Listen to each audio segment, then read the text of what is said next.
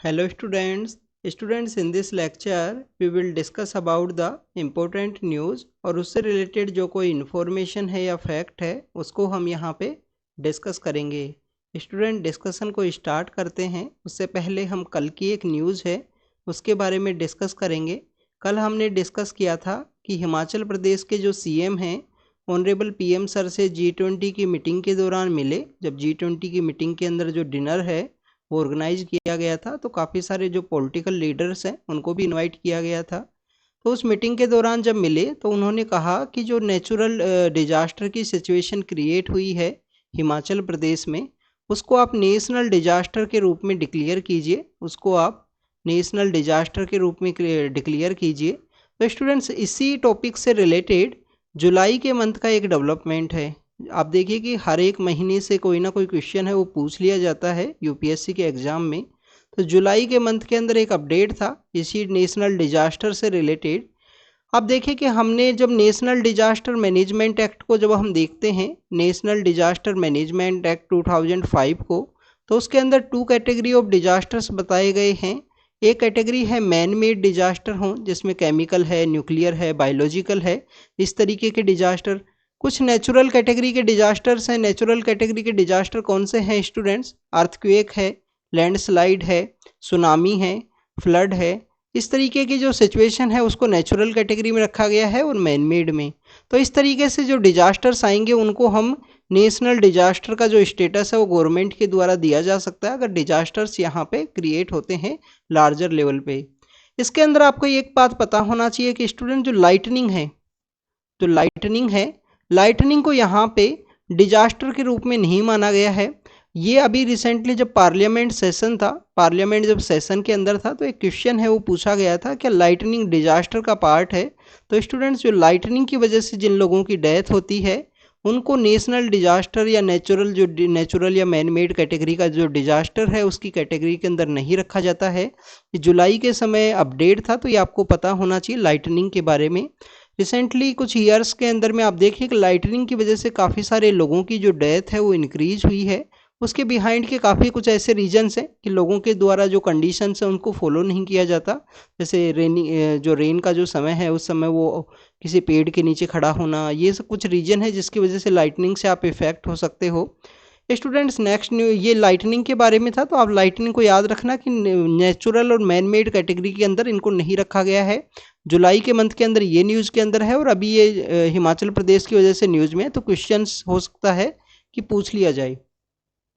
Next अगर हम बात करें स्टूडेंट G20 की मीटिंग के बाद में जो सऊदी अरेबिया के क्राउन प्रिंस हैं इंडिया के अंदर जो यहाँ डिप्लोमेटिक मीटिंग के लिए रुके थे, तो कल उनका जो मीटिंग है ऑर्गेनाइज हुआ इंडियन पीएम के साथ में। और उस मीटिंग के अंदर काफ़ी सारे ऐसे डिफरेंट टाइप के एरियाज़ हैं जिसके ऊपर डिस्कस किया गया इंडिया सऊदी अरेबिया के कोऑपरेशन के रिगार्डिंग में, तो उसको हम यहाँ पे डिस्कस करेंगे।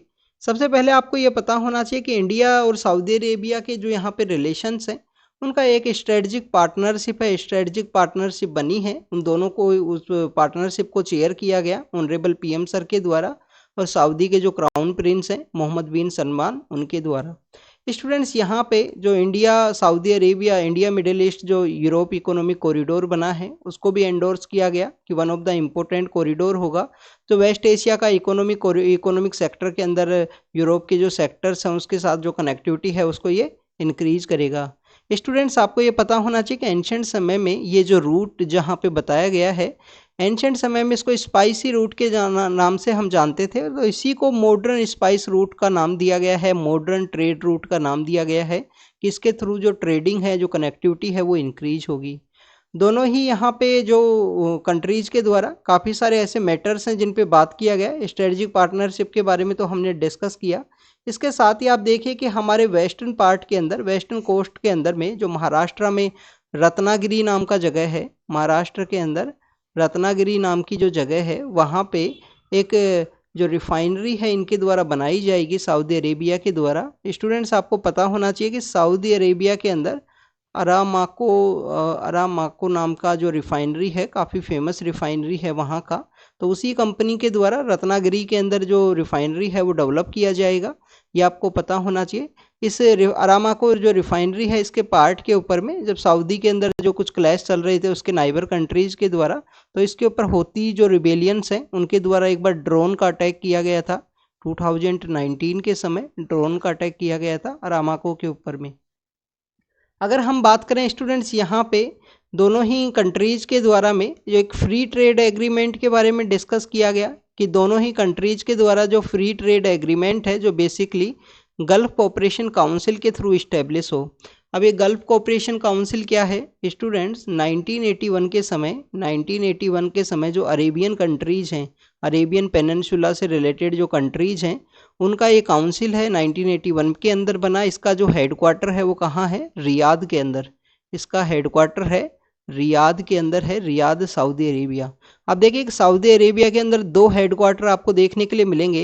एक ऑर्गेनाइजेशन फॉर इस्लामिक कंट्रीज का जो ऑर्गेनाइजेशन है उसका भी हेडक्वार्टर कहाँ है, जेद्दा के अंदर, जो रेड सी के आसपास का रीजन है, western coast of that Saudi Arabia, वहाँ पे सिचुएटेड है।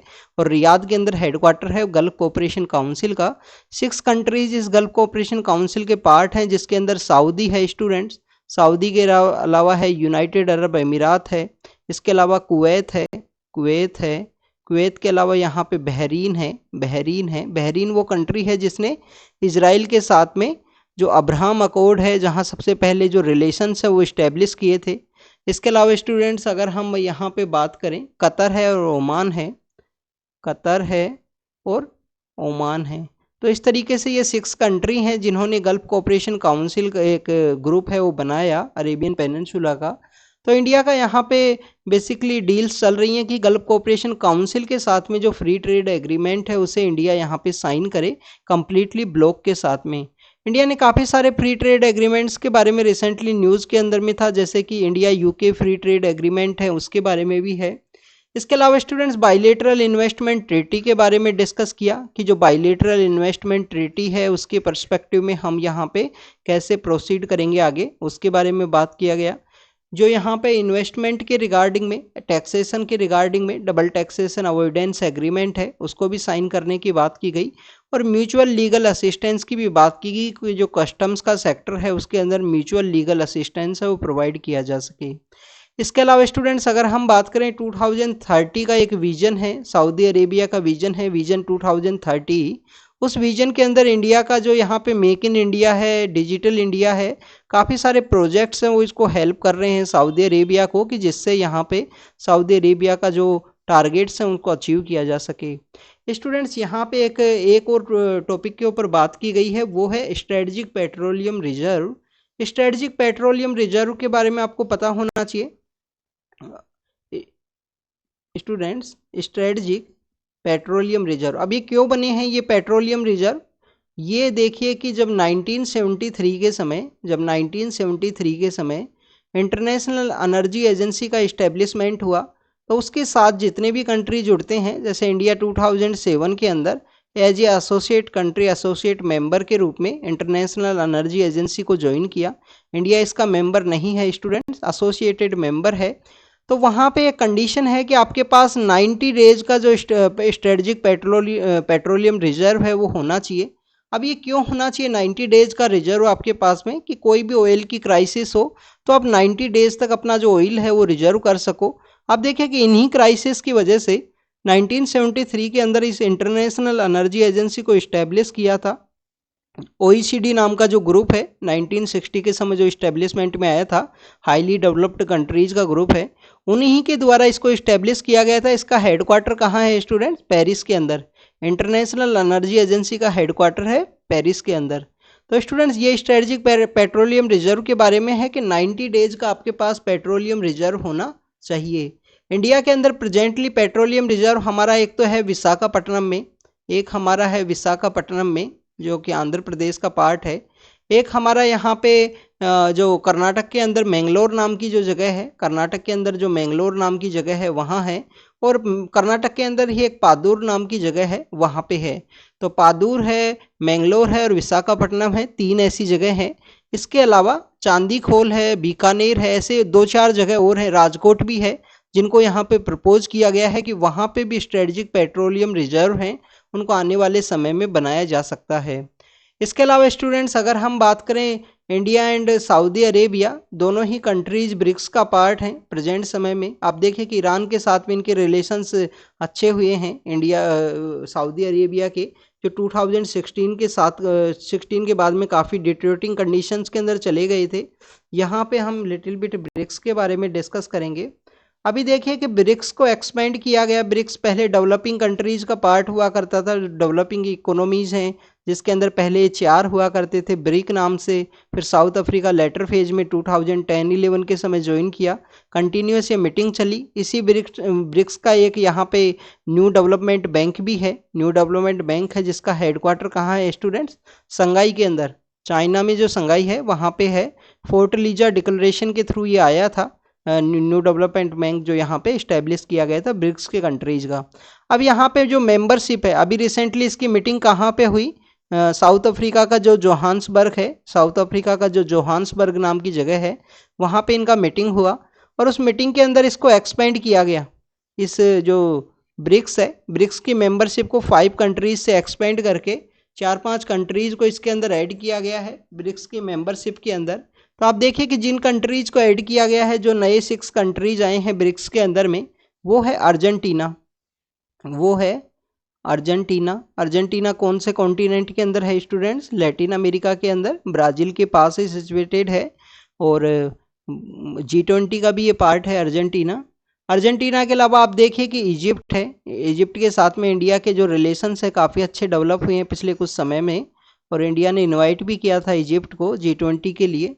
इसके अलावा स्टूडेंट्स यहाँ पे है ईरान है, ईरान है, ईरान और सऊदी है, सऊदी है, ईरान है, सऊदी है और इसके अलावा यूएई है, यूएई है। तो इस तरीके से ये 3 कंट्री तो अरेबियन पेनिनसुला के आपको देखने के लिए मिलेंगे, Iran, Saudi and UAE. Egypt और इजिप्ट के साथ ही आप इथोपिया को याद रखना, इथोपिया जो है, इथोपिया को भी ऐड किया गया है। इजिप्ट और इथोपिया साउथ अफ्रीका से हुए, जो अफ्रीकन कॉन्टिनेंट है उससे हुए स्टूडेंट्स। लैटिन अमेरिका से जो ज्वाइन किया अर्जेंटीना है और अरेबियन पेनिनसुला से 3 कंट्री हैं। तो मैक्सिमम कंट्रीज के साथ इंडिया के जो स्ट्रेटजिक रिलेशन है वो सही हैं, जिसको ब्रिक्स के अंदर इसको एक्सपेंड किया गया जब इन कंट्रीज को ऐड किया गया है जोहान्सबर्ग समिट के अंदर, जो साउथ अफ्रीका के अंदर ऑर्गेनाइज हुई थी। स्ट्रेटजिक पार्टनरशिप के बारे में हमने डिस्कस किया, विजन 2030 के बारे में भी डिस्कस किया, जिसमें इंडिया का जो मेक इन इंडिया, जो डिजिटल इंडिया है, वो एक इम्पोर्टेंट पार्टनरशिप प्ले कर रहे हैं। This is all about the India Saudi Arabia relation के बारे में स्टूडेंट्स। हमारे वैसे रिलेशंस काफ़ी पुराने हैं, एंशियंट सिविलाइजेशंस के समय के हैं। आपको ये पता होना चाहिए इंडिया सऊदी अरेबिया के जो रिलेशंस हैं। नेक्स्ट हम बात करेंगे स्टूडेंट्स, हमारा जो सुप्रीम कोर्ट है उसके रिगार्डिंग में एक डेवलपमेंट है। हमारे यहाँ पे कुछ जो गवर्नमेंट ऑफिसर्स हैं उनको लिटिल बिट जो इम्यूनिटी है वो दिया गया था। उसी इम्यूनिटी के रिगार्डिंग का एक केस है स्टूडेंट्स। 2014 के अंदर एक केस आया, केस का नाम है सुब्रमण्यम स्वामी केस। उस केस के अंदर कहा गया कि जो हमारे जो जॉइंट सेक्रेटरी लेवल के जो ऑफिसर्स हैं उनको इम्यूनिटी दी गई है कि उनको जब भी अरेस्ट करना है उससे पहले सेंटर का जो परमिशन है वो चाहिए। सेंटर का परमिशन की बात की गई थी कि सेंटर का आपको यहाँ पे परमिशन होना चाहिए अगर उनके अगेंस्ट में कोई भी इंक्वायरी करनी है या अरेस्ट करना है तो। 2014 के इस केस के अंदर में ऑनरेबल सुप्रीम कोर्ट ने माना कि ये जो प्रोविज़न है, जो हमारा आर्टिकल 14 है, जो हमारा आर्टिकल 14 है इक्वलिटी बिफोर लॉ, उसको ये वायलेट करता है, उसको ये वायलेट करता है। तो इस प्रोविज़न को बेसिकली यहाँ पे रिजेक्ट कर दिया गया। अभी रिसेंटली एक कॉन्स्टिट्यूशनल बेंच के द्वारा जजमेंट दिया गया है कि जो पहले 2014 से पहले के जो ब्राइबरी के जो केस हैं ऑफिसर्स के अगेंस्ट में, अगर वो यहाँ पे उनके अगेंस्ट में कोई भी जो केस है वो चलाना है तो सेंटर की जो परमिशन है वो नहीं चाहिए, कोई भी सेंटर की जो परमिशन है वो नहीं चाहिए प्री 2014 के जो केसेज हैं उसके अंदर में। तो this is all about that recently जो सुप्रीम कोर्ट के द्वारा जजमेंट दिया गया कि 2014 से पहले के जो केस हैं, ये डॉक्टर सुब्रमण्यम स्वामी केस है 2014 का, जिसके अंदर इसको नल एंड वॉइड मान लिया गया था, जो सेक्शन 6A है basically Delhi special police establishment act का। तो सेक्शन 6A के वहाँ पे नल एंड वॉइड डिक्लेयर किया गया कि सेंटर की परमिशन है वो नहीं चाहिए, equality before law and equal protection of law को ये वायलेट करता है। अभी रिसेंट जजमेंट ये दिया गया कि जो प्री 2014 से पहले के जो केस हैं उसके अंदर भी यहाँ पे जो परमिशन है वो रिक्वायरमेंट नहीं होगी। यहाँ पे आपको आर्टिकल 20 के बारे में पता होना चाहिए, जो रेट्रोस्पेक्टिव लॉज के बारे में है, आर्टिकल 20 के बारे में आपको पता होना चाहिए। तो स्टूडेंट्स इसको जाके एक बार रीड करना आप आर्टिकल 20 के बारे में। और ये केस बेसिकली हमारे ऑफिसर्स को जो इम्यूनिटी दी गई थी उसी को रिगार्डिंग में है कि उसको नल एंड वॉइड डिक्लेयर किया गया। उसका एक रीजन सुप्रीम कोर्ट ने उस समय में माना था कि करप्शन है वो काफ़ी रॉन्ग ट्रेंड है हमारी कंट्री में, और करप्शन को हमको एलिमिनेट करना है। इस तरीके से इम्यूनिटी अगर दी जाएगी तो ये ऑफिसर्स जो हैं वो करप्शन से वो डे बाय डे इंक्रीज होगा।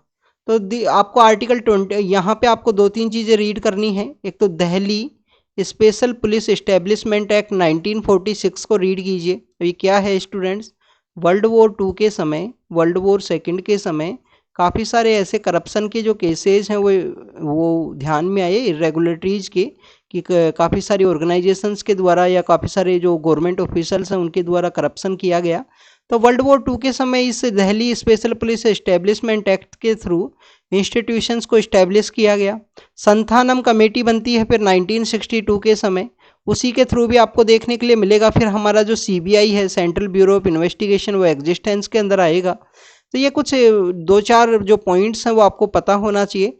इस CBI से रिगार्डिंग में एक और है स्टूडेंट, जनरल कंसेंट, कि हमारे स्टेट्स के अंदर जब CBI के द्वारा इन्वेस्टिगेशन किया जाता है तो स्टेट्स की यहाँ पे जनरल कंसेंट है वो चाहिए, जिसमें काफ़ी बार 2014 के बाद जब से नई गवर्नमेंट पावर के अंदर आई तो जो अपोजिशन के अंदर जो लोग हैं उनके स्टेट्स के अंदर जहाँ भी गवर्नमेंट है उनके द्वारा जो जनरल कंसेंट है वो रिमूव किया गया था CBI का। ये न्यूज़ 2019-20 के समय काफ़ी ज़्यादा न्यूज़ के अंदर में थी कि CBI का जनरल कंसेंट स्टेट्स के द्वारा नहीं दिया गया।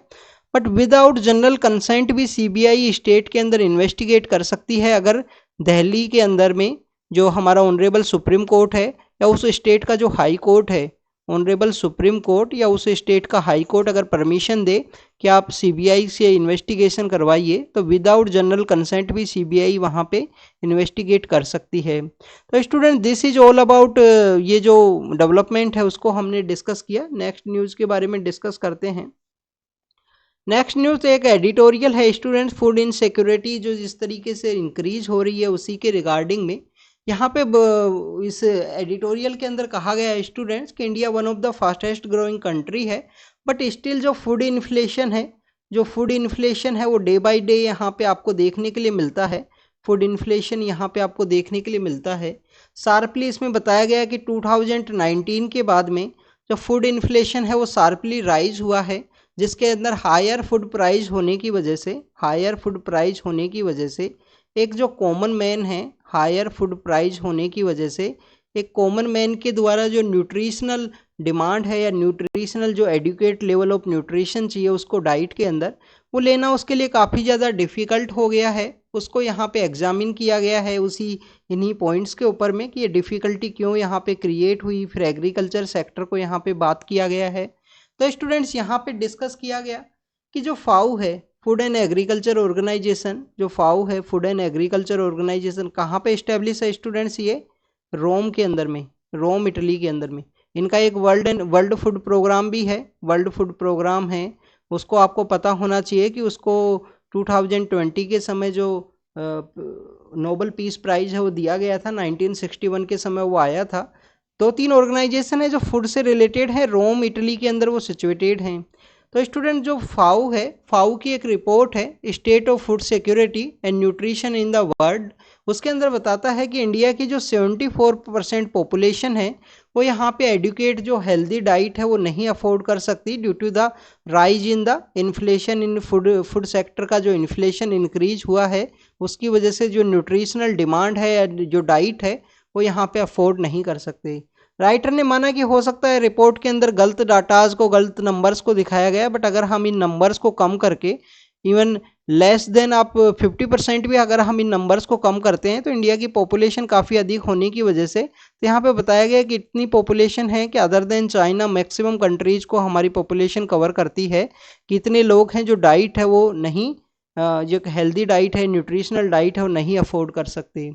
स्टूडेंट्स इसके अंदर फूड इन्फ्लेशन के कुछ रीजंस माने, फूड इन्फ्लेशन इंक्रीज होने के बिहाइंड में कुछ रीजन ये हैं कि फूड के सेक्टर के अंदर इन्फ्लेशन इंक्रीज हुआ फूड के सेक्टर के अंदर जो न्यूट्रिशनल डिमांड ना पूरा करने के बिहाइंड के कुछ रीजन माने कि फूड के सेक्टर के अंदर तो इन्फ्लेशन काफ़ी ज़्यादा इंक्रीज हुआ, बट अगर हम बात करें सैलरी के पर्सपेक्टिव से, जो लोगों के पास जो मनी है, उसका जो इंक्रीज का जो प्रोसेस है वो काफ़ी स्लो है, काफ़ी कम है। इसकी वजह से जो हेल्दी फूड है या न्यूट्रिशनल फूड है वो लेना काफ़ी ज़्यादा डिफ़िकल्ट हुआ है नॉर्मल पर्सनस के लिए। और इसका आपको डायरेक्ट इफेक्ट बताया गया कि इंडिया के अंदर जो 50% वुमेन्स हैं वो एनीमिया की वजह से सफ़र करती हैं, एनीमिया है उन लोगों को। और इवन द जो अंडरवेट की एक सिचुएशन है वो भी इंडिया के अंदर देखने के लिए मिलती है, स्पेशली वुमेन्स के अंदर में। तो उन्हीं को यहाँ पे डिस्कस किया गया है। इसके अलावा यहाँ पे आरबीआई को भी माना गया कि आरबीआई के द्वारा जो फूड इन्फ्लेशन है, जो टारगेटेड फूड इन्फ्लेशन था, उसको कंट्रोल नहीं किया गया। इंडिया के द्वारा इस जर्नी को कैसे अचीव किया गया है, इसके बारे में राइटर ने डिस्कस किया कि इंडिया जब आज़ाद हुआ था तो उस समय हमारे यहाँ पे पॉवर्टी थी, हम कम्प्लीटली PL 480 के ऊपर डिपेंड हुआ करते थे। जो PL 480 है वो एक सब्सिडी हुआ करती थी जो US के थ्रू हमको मिलती थी, और काफ़ी लो क्वालिटी के जो ग्रेन्स है इंडिया को सप्लाई किया करते थे। तो उस समय उस कोल्ड वॉर के एरा के अंदर इंडियन जो प्राइम मिनिस्टर हैं, स्पेशली इंदिरा गांधी, उनके द्वारा डिसीजन लिया गया कि हमको जो ग्रीन रिवॉल्यूशन है, शास्त्री जी के द्वारा भी स्टार्ट किया गया था काफ़ी सारे इनिशिएटिव हमारे फूड सेक्टर के रिगार्डिंग में। तो ग्रीन रिवॉल्यूशन की यहाँ पे बात की गई कि इंडिया ने ग्रीन रिवॉल्यूशन को इस्टेब्लिश किया, जिससे कि हमें जो न्यूट्रिशनल सिक्योरिटी है, न्यूट्रिशनल सेल्फ सफिशिएंसी है, या ग्रेन्स की जो सेल्फ सफिशिएंसी है, उसको हमने अचीव किया। उस समय इंडिया की जो गवर्नमेंट है उनके द्वारा वहाँ पे जो हाई यील्ड वैरायटी के जो सीड्स हैं, हाई यील्ड वैरायटी के जो क्रॉप्स हैं, वो फार्मर्स को काफ़ी चीप रेट के ऊपर में फर्टिलाइज़र है, सब्सिडी है, मैक्सिमम सब्सिडी प्रोवाइड की गई, जिससे कि लोग यहाँ पे हाई यील्ड वैरायटी के इन जो क्रॉप्स हैं उनको यहाँ पे उगाए थे उस समय में, और जिससे कि हमें जो फूड का जो सेल्फ सफिशिएंसी है या जो ग्रेन्स की सेल्फ सफिशिएंसी है उसको हमने अचीव किया स्टूडेंट्स। बट इस ग्रीन रिवॉल्यूशन के कुछ काफ़ी सारे जो इल इफेक्ट हैं वो भी आपको देखने के लिए मिले। कैसे कि आप देखिए कि टू मच न्यूट्रिशन का यूज़ होने, टू मच फर्टिलाइज़र का यूज़ होने की वजह से जो सोइल का जो क्वालिटी है वो यहाँ पे डिक्लाइन हुआ है। NP के रेशियो है वो कम्प्लीटली चेंज हो गया। इंडिया का जो नॉर्दर्न पार्ट ऑफ इंडिया का जो सोइल का NP के रेशियो है वो कम्प्लीटली चेंज हुआ है, too much use of fertilisers का सोइल के अंदर यूज़ होने की वजह से। नेक्स्ट अगर हम बात करें इंडिया का जो ग्रीन रिवॉल्यूशन है वो सीरियल्स के पर्सपेक्टिव है, ग्रेन्स के ऊपर है। तो इंडिया का जो डाइट के अंदर प्रोटीन का इंटेक है वो काफ़ी कम है, जो बॉडी बिल्डिंग के लिए काफ़ी इंपॉर्टेंट रोल प्ले करता है। तो प्रोटीन का यहाँ पे काफ़ी कम है। फार्मर्स की इनकम जो है बेसिकली जितना इंक्रीज होना चाहिए था वो इंक्रीज नहीं हुआ। और इस ग्रीन रिवॉल्यूशन का एक इफेक्ट ये भी बताया गया है कि यहाँ पे जो नेट जो प्रॉफिट था या जो प्रोडक्शन है वो कम्प्लीटली यहाँ पे स्टैगनेंट हो चुका है प्रेजेंट समय में। तो ग्रीन रिवॉल्यूशन को रिवाइवल करने की ज़रूरत है फिर से, जिससे कि हमारा जो सीरियल्स का जो डिमांड है, न्यूट्रिशनल फूड सिक्योरिटी का जो डिमांड है उसको हम मीट कर सकें। और इसके अंदर देखिए कि ग्रीन रिवॉल्यूशन के अंदर जो व्हीट एंड राइस हैं ये ही मैक्सिमम प्रोड्यूस हुए हम specially northern part of India के अंदर। प्रोटीन का इतना ध्यान नहीं दिया गया, पल्सेज का ध्यान नहीं दिया गया इस समय में, तो उसकी बात की गई है। इसके अलावा यहाँ पे बोला गया है कि जो साउथ ईस्ट एशिया के जो नेशंस हैं वो इंडिया से ज़्यादा अच्छा उनका इरिगेशन सिस्टम है, ज़्यादा वो पर हेक्टेयर जो प्रोडक्शन है वो वहाँ पे देखने के लिए मिलती है, जो इंडिया के अंदर काफ़ी कम है। उसके बिहाइंड के रीजंस को यहाँ पे डिस्कस किया गया कि पहले गांव के अंदर एक ग्राम सेवक हुआ करते थे, काफ़ी इंपॉर्टेंट वो पोस्ट हुआ करती थी ग्राम सेवक की। उनके द्वारा किस तरीके से जो ज़मीन का जो सर्वे है वो कंडक्ट किए जाते थे, और उस ज़मीन के सर्वे की वजह से ही काफ़ी सारे जो हमारा जो एग्रीकल्चर सेक्टर है उसके अंदर डेवलपमेंट है वो देखने के लिए मिले। बट उसके बाद में आप देखिए कि इंडिया के कुछ ऐसे लॉज जिसके अंदर जो ज़मीन है, जो लैंड है, उसको यहाँ पे प्रॉपर वे में हेरिडिटरी जो लैंड के राइट्स हैं उसके अंदर ज़मीन का जो बंटवारा होना, जिसकी वजह से लैंड होल्डिंग है वो काफ़ी ज़्यादा डिक्लाइन हुई, लैंड होल्डिंग डिक्लाइन हुई। इसके जो रिकॉर्ड्स हैं वो भी डिजिटलाइज नहीं हो पाए, तो ये लैंड का जो डिस्प्यूट्स हैं, ऐसे काफ़ी कुछ रीजंस माने हैं कि जिसकी वजह से जो प्रेजेंट समय में जो सिचुएशंस हैं वो क्रिएट हुई हैं। हमें लैंड होल्डिंग को यहाँ पे इम्प्रूव करना है। इरीगेशन जो नेट सोविंग एरिया है, जो कम्प्लीटली ऐसा एरिया है जहाँ पे कुछ उगाया जाता है, वहाँ पे इरीगेशन की जो फैसिलिटी है वो प्रोवाइड करनी चाहिए गवर्नमेंट को, this is all kind of point जिसके ऊपर यहाँ पे डिस्कस किया गया है कि हमको यहाँ पे अगर एग्रीकल्चर यील्ड को ईस्टर्न एशिया की जो कंट्रीज हैं उससे ज़्यादा अचीव करना है तो हमको इरिगेशन है वो प्रोवाइड करना होगा। तो उसके बारे में डिस्कस किया गया है कि जो फूड इनसिक्योरिटी है वो रियल है, उसको अगर हमें अचीव करना है तो हमको यहाँ पे सेल्फ सफिशिएंसी और प्रोटीन न्यूट्रिशनल जो फूड है उसके ऊपर ध्यान देना होगा। नेक्स्ट न्यूज़ के बारे में अगर हम डिस्कस करें students, next news is regarding the Morocco के बारे में है। नॉर्दर्न पार्ट ऑफ अफ्रीका के अंदर सिचुएटेड है, एटलस माउंटेन है वहाँ पे। इसके अलावा वहाँ पे अर्थक्वेक की सिचुएशन क्रिएट हुई। स्टूडेंट्स, जो अफ्रीकन प्लेट है और यूरेशियन प्लेट है वो एक दूसरे को पुश करते हैं। वहाँ पे जिब्राल्टर नाम का जो स्ट्रेट है जो अटलांटिक ओशियन को मेडिटेरियन सी के साथ में कनेक्ट करता है। तो this is all about the Morocco के बारे में। वर्ल्ड की जो अलग अलग एजेंसीज हैं वो यहाँ पे अपना जो सपोर्ट है वो प्रोवाइड कर रही हैं मोरक्को के अंदर। और मोरक्को से रिलेटेड एक इम्पोर्टेंट जो सिटी है मरक्केस, मरक्केस ट्रीटी के बारे में भी आपको पता होना चाहिए।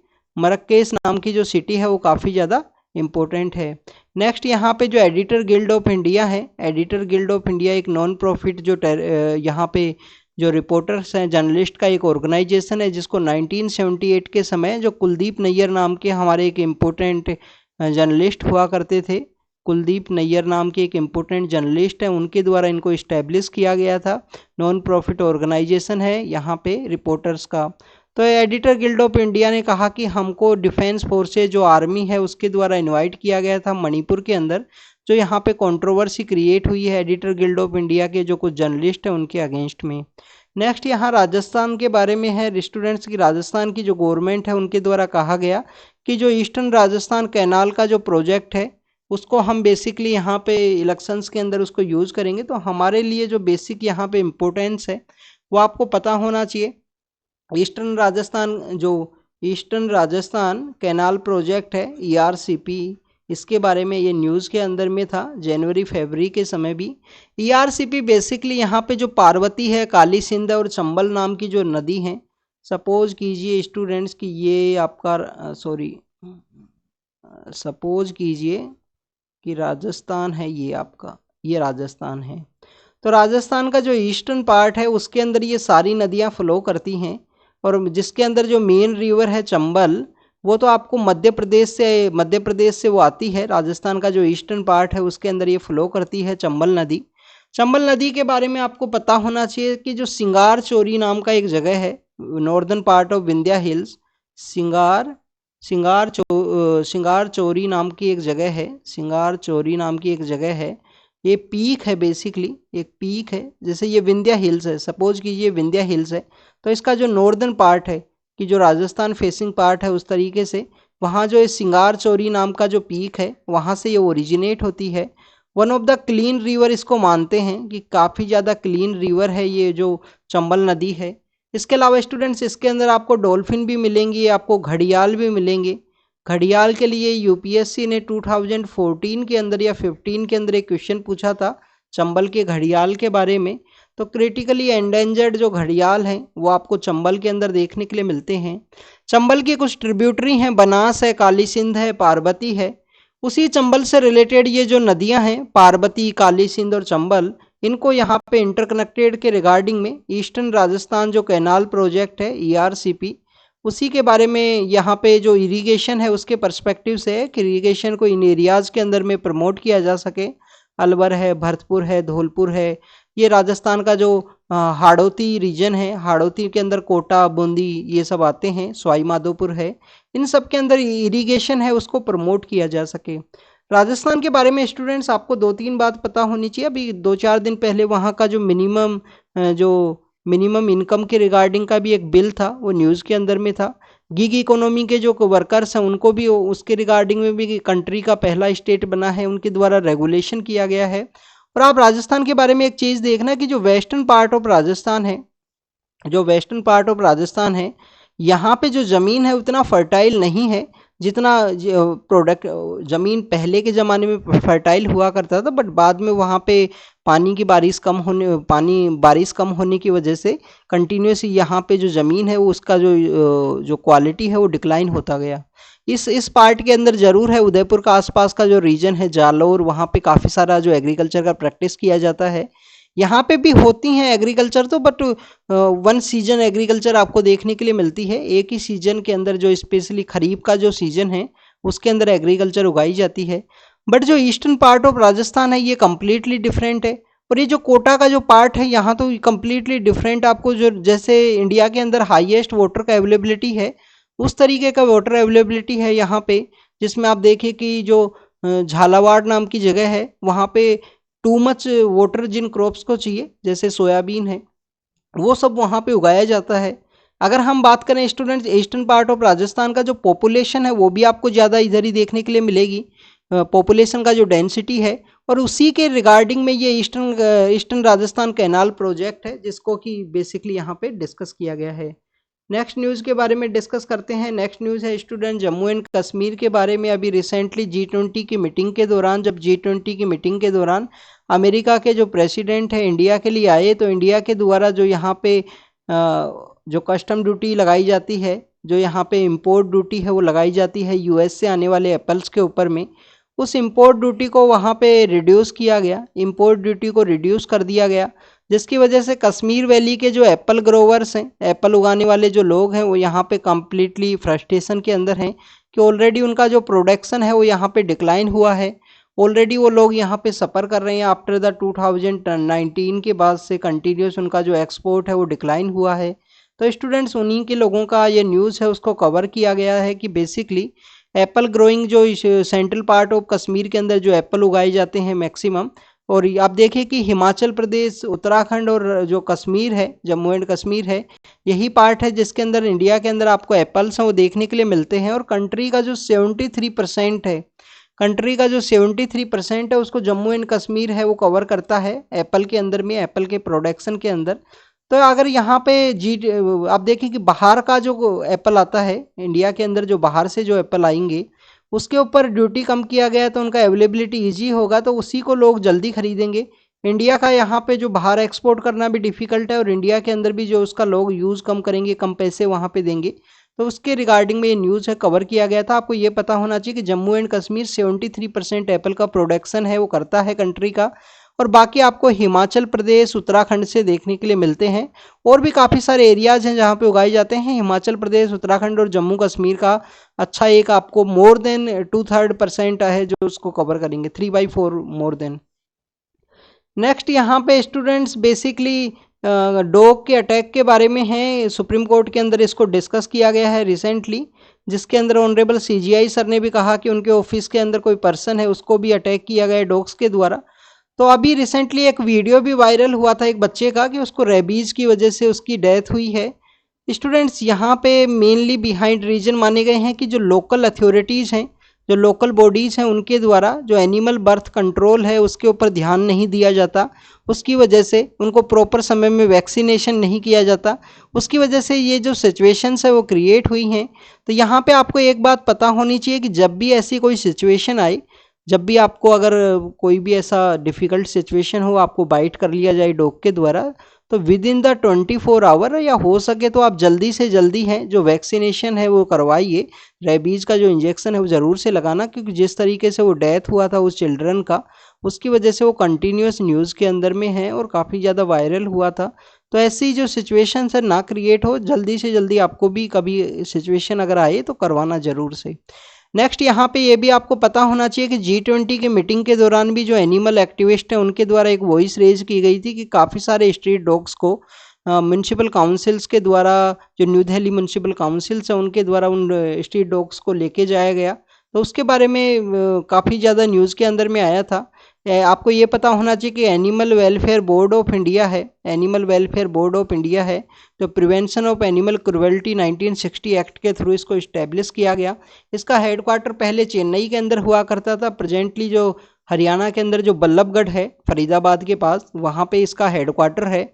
स्टूडेंट्स इसके अलावा अगर हम बात करें, this is all about the dogs के बारे में है जो आपको पता होना चाहिए। गवर्नमेंट के द्वारा एनिमल बर्थ कंट्रोल के रिगार्डिंग के जो प्रोग्राम्स है वो चलाए जाते हैं।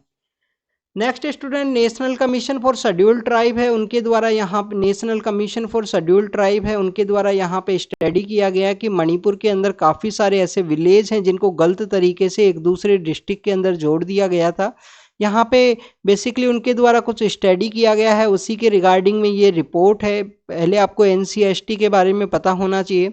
स्टूडेंट 65 कॉन्स्टिट्यूशन अमेंडमेंट एक्ट के थ्रू 65 कॉन्स्टिट्यूशन अमेंडमेंट एक्ट के through national commission for schedule caste and schedule tribe है, उसे बनाया गया था। National commission for schedule caste and schedule tribe article 338 के अंडर में। फिर आर्टिकल 338 ए के अंडर में, आर्टिकल 338 ए के अंदर में जो शेड्यूल ट्राइब के जो लोग हैं उनका अलग से कमीशन बना दिया गया, national commission for schedule tribe in the 89th constitution amendment act 2003। 2003 का जो 89 कॉन्स्टिट्यूशन अमेंडमेंट एक्ट है उसको अलग से इसका जो कॉन्स्टिट्यूशनल स्टेटस है वो बनाया गया है। एक चेयरमैन होता है, 3 मेंबर्स आपको देखने के लिए मिलते हैं। एज और जो नंबर्स हैं वो आपको पता होना चाहिए, आप कमेंट सेक्शन के अंदर बताना national commission for schedule tribe के बारे में। यहाँ पे सेंसस को यहाँ पे स्टडी किया गया 2011 का जो सेंसस है उसके अकॉर्डिंग में आपको सेंसस के बारे में पता होना चाहिए कि मिनिस्ट्री ऑफ होम अफेयर्स के अंडर में, मिनिस्ट्री ऑफ होम अफेयर्स के अंदर में रजिस्ट्रार जनरल ऑफ इंडिया है जिनके द्वारा सेंसस है वो कंडक्ट किया जाता है हर 10 ईयर के बेसिस पे। कोविड की वजह से जो सेंसस है या नेशनल पॉपुलेशन रजिस्ट्री की वजह से, एनपीआर की वजह से जो हमारा सेंसस है वो लिटिल बिट डिस्टर्ब हुआ है, उसको जल्दी कंडक्ट किया जाएगा, जो रिसेंटली भी न्यूज़ के अंदर था जिसको हमने डिस्कस किया था। फर्स्ट हमारा सेंसस 1972 के समय हुआ था, उसके बाद में 1981 के समय हमारा फर्स्ट जो सिंक्रोनाइज सेंसस है लॉर्ड रिपन उस समय हुआ करते थे। ये क्वेश्चन मैंने पहले भी पूछा था बट किसी ने आंसर नहीं दिया था। 1881 के समय फर्स्ट हमारा जो सिंक्रोनाइज सेंसस है उसके कंडक्ट किया गया था, और जो पहला सेंसस है वो 1872 के समय हुआ था स्टूडेंट्स। नेक्स्ट हम बात करेंगे शांति स्वरूप भटनागर पुरस्कार के बारे में है स्टूडेंट्स। शांति स्वरूप भटनागर हमारे यंग साइंटिस्ट अंडर 45 एज के जो साइंटिस्ट हैं उनको दिया जाता है, काफ़ी सारी कैटेगरीज के अंदर दिया जाता है। शांति स्वरूप भटनागर कौन है? तो CSIR नाम का जो हमारा इंस्टीट्यूशन है उसको इस्टेब्लिश करने वाले पर्सन है। पहले उसके फाउंडिंग में जो चेयरमैन है वो हुआ करते थे। इसके जो एक्स ऑफिशियो जो चेयरमैन है CSIR के वो होते हैं पीएम इसके एक्स ऑफिशियो चेयरमैन होते हैं, और जो मिनिस्टर हैं साइंस एंड टेक्नोलॉजी के वो इसके वाइस प्रेसिडेंट होते हैं। उसके अलावा स्टूडेंट्स यहाँ पे जो यहाँ एक जो चेयरमैन है वो अपॉइंट किया जाता है गवर्नमेंट के द्वारा इस CSIR का जो साइंटिफिक स्टडी के रिगार्डिंग में है। शांति स्वरूप भटनागर के द्वारा 1942 के समय इस CSIR को इस्टेब्लिश किया गया। उन्हीं की याद के अंदर में जो 28 सितंबर का दिन है उस दिन ये अवार्ड दिए जाएंगे, और लेस देन 45 एज के जो पर्सनस हैं उनको ये दिया जाता है यंग साइंटिस्ट के अंदर साइंटिफिक क्वालिटी को प्रमोट करने के रिगार्डिंग में है। नेक्स्ट हम बात करें स्टूडेंट न्यूज़ है national united nation human right commission के चीफ, यूनाइटेड नेशन ह्यूमन राइट के बारे में, ह्यूमन राइट कमीशन के बारे में पहले इसके बारे में डिस्कस करेंगे कि 2006 के समय ये इस्टेब्लिशमेंट के अंदर आया। 47 मेंबर्स हुआ करते हैं।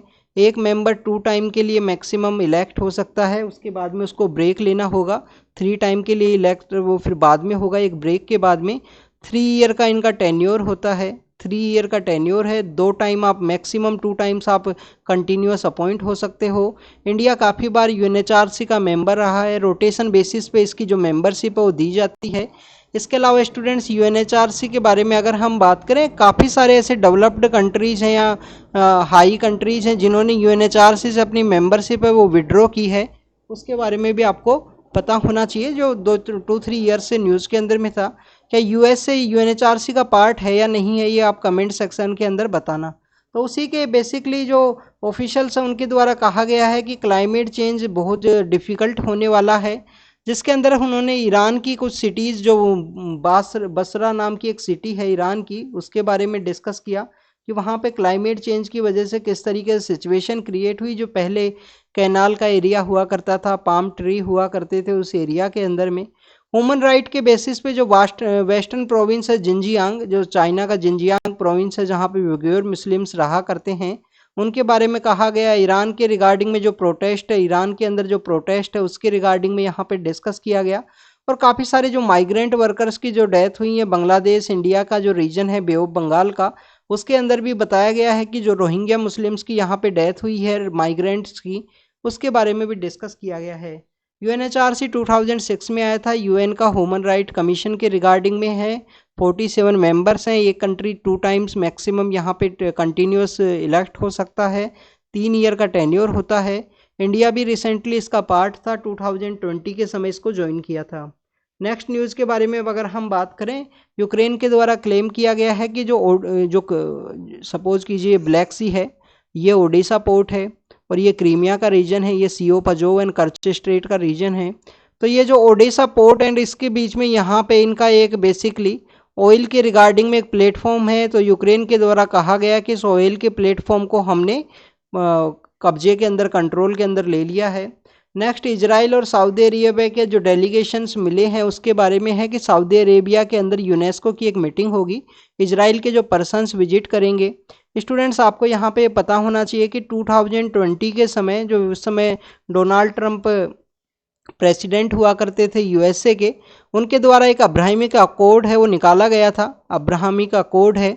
अब्राहमिक अकॉर्ड का मेन मोटिव क्या था? यही था कि जो इजराइल है उसका मिडिल ईस्ट के कंट्रीज़ के साथ में जो डिप्लोमेटिक रिलेशंस है वो इस्टेब्लिश हों। बहरीन, कतर, ये UAE, ये काफ़ी कंट्रीज हैं जिन्होंने अपने डिप्लोमेटिक रिलेशंस है वो इस्टेब्लिश किए हैं इजराइल के साथ में। तो ये यहाँ पे सऊदी एंड इजराइल का फर्स्ट मीटिंग है जो ऑर्गेनाइज होगा। नेक्स्ट अगर हम बात करें स्टूडेंट्स, नेक्स्ट न्यूज़ है एक हमारे G20 की मीटिंग के रिगार्डिंग में कि इंडिया के अंदर G20 की मीटिंग है वो ऑर्गेनाइज हुई और उसके अंदर क्या ऐसे डेवलपमेंट देखने के लिए मिले कि इंडिया का जो G20 मूवमेंट है उसके पर्सपेक्टिव में इसको डिस्कस किया गया है। तो स्टूडेंट्स, इसके अंदर डिस्कस किया गया कि इंडिया के द्वारा जो यूनाइटेड नेशन सिक्योरिटी काउंसिल है, अभी तक उसके द्वारा रशिया यूक्रेन क्राइसिस के अंदर में एक भी स्टेटमेंट नहीं दिया गया। बट इंडिया के द्वारा आप देखिए कि एक मिडिल पाथ है, जो मध्यम मार्ग जो हमारे भगवान बुद्ध ने भी सजेस्ट किया था, तो इंडिया यहाँ पे मिडिल पाथ को यहाँ पे अप्रोच किया और टेरिटोरियल जो किसी भी कंट्री की जो टेरिटोरियल सॉवरेनिटी है उसका अगर वायलेशन होगा तो उसको यहाँ पे गलत माना इंडिया के द्वारा इस न्यू दिल्ली डिक्लेरेशन के अंदर में। इसके अलावा इंडिया के द्वारा जो ग्लोबल साउथ है उसको भी यहाँ पे ध्यान में रखा गया, अफ्रीकन यूनियन को ऐड किया, क्रिप्टो करेंसी को रेगुलेट करने की बात की गई और ग्लोबल बायोफ्यूल अलायंस को यहाँ पे इस्टेब्लिश किया गया जिससे कि इथेनॉल ब्लेंडिंग है उसको 20% किया जा सके फ्यूल के साथ में। साथ ही साथ यहाँ पे जो कनेक्टिविटी का प्रोजेक्ट है वो लॉन्च किया गया है जिसको इंडिया मिडिल ईस्ट यूरोप का जो इकोनॉमिक कॉरिडोर है, जिसके अंदर बेसिकली अभी इन्वेस्टमेंट की जो बातें हैं वो क्लियर नहीं है कि कौन से कंट्री के द्वारा कितना इन्वेस्टमेंट किया जाएगा। इसी के अलावा स्टूडेंट्स, यहाँ पे जो नवंबर के अंदर मीटिंग होगी, नवंबर के अंदर जो वर्चुअल मीटिंग होगी उसके रिगार्डिंग में भी यहाँ पे डिस्कस किया गया है कि उसके अंदर जो सभी प्रपोजल्स है वो यहाँ पे इस्टेब्लिशमेंट के अंदर आएंगे और क्लाइमेट चेंज के रिगार्डिंग में जो डेवलप्ड कंट्रीज़ के रिगार्डिंग, जो डेवलपिंग कंट्रीज़ को जो फंडिंग चाहिए, जो फाइनेंस चाहिए, उसके बारे में भी डिस्कस किया न्यू दिल्ली डिक्लेरेशन के अंदर में। तो ये बात किया गया है कि रिव्यू मीटिंग के अंदर जो और भी कोई पॉइंट्स रही हैं या उनका जो प्रोग्रेस है उसके बारे में डिस्कस किया जाएगा। और this new Delhi declaration is completely India G20 movement, जिसके अंदर काफ़ी सारे ऐसे पॉइंट्स हैं जिनको इंडिया के द्वारा रेज किया गया इस प्लेटफॉर्म के ऊपर में। जो ग्लोबल साउथ का जो सोशल इनजस्टिस हुआ है ग्लोबल साउथ के कंट्रीज़ के साथ में, चाहे इंस्टीट्यूशंस के अंदर उनको प्रॉपर रिप्रेजेंटेशन ना देना हो, चाहे फंडिंग उनको प्रोवाइड ना करना हो क्लाइमेट जस्टिस के रिगार्डिंग में, तो उन सभी को इंडिया के द्वारा रेज किया गया इस G20 प्लेटफॉर्म के थ्रू में। तो इसलिए कहा जा सकता है कि this G20 meeting is completely India G20 movement. और G20 ऐसा एक प्लेटफॉर्म था स्टूडेंट जिसको काफ़ी ज़्यादा पॉपुलराइज किया गया है इंडिया के द्वारा, इतना ज़्यादा इसको पॉपुलराइज किया है। तो आप देखिए कि this is all about today's newspaper जो हमने डिस्कस किया। काफ़ी सारी न्यूज़ हैं, काफ़ी सारी इन्फॉर्मेशन है, आप इनको रीड एंड रिवाइज करना अच्छे से। Thank you students, thank you very much.